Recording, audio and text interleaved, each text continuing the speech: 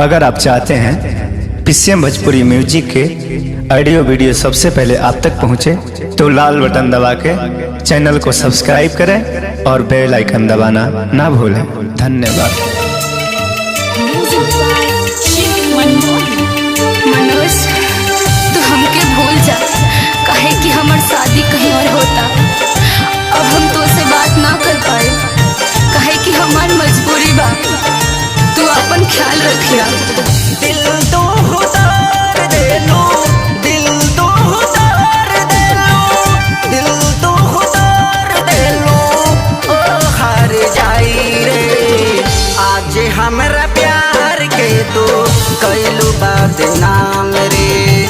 आज हमरा प्यार से तो कैलू बेवफाई रे। सहना ही पाइब हम, सहना ही पाइब हम, सहना ही पाइब हम तोहरो जुदाई रे। आज हमरा प्यार के तो कैलू बदनाम रे। आज हमरा प्यार से तो कैलू बेवफाई रे। अरे ऐसे मत बोलो ना, अरे ऐसे मत बोलो ना। हमरा पापा जी के मन रहे कि हमार शादी कहीं और होके।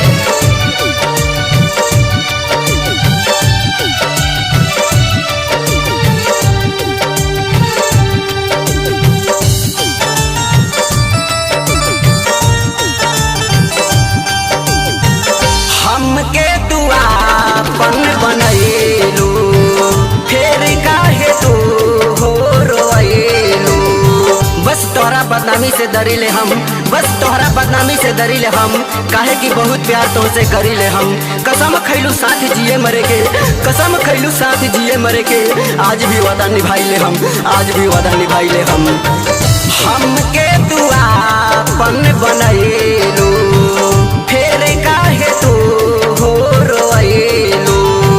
हमके दुआपन बनैलू, फिर काहे तू हो रोएलू। वादा ना निभैलू, वादा ना निभैलू, वादा ना निभैलू, जा बेवफा रे। आज हमरा प्यार के तू कैलू बदनाम रे। आज हमरा प्यार से तू कैलू बेवफाई रे। तोहरा साथे बितावल हर एक पल हमके याद बा, बाकी हम का करी, हमार मजबूरी न बा। बात के समझना। हई तो हर प्रेम दीवाना, कैलू काहे हमसे माने माना। तू मत सोचा कि मर जाइब हम, तू मत सोचा कि मर जाइब हम। टूट के शीशा के तरह बिखर जाइब हम। काहे कि कितना इम्तिहान ले ले वक्त, वहाँ से गुजर जाइब हम, वहाँ से गुजर जाइब हम। मनोज, हई तो हर प्रेम दीवाना, कैलू काहे हमसे माने माना। हई तो हर प्रेम दीवाना, कैलू काहे हमसे माने माना। भारती उदय कहले, शिवा मानी वही कहले, मनोज मस्ताना कहले, काबा जमाना रे।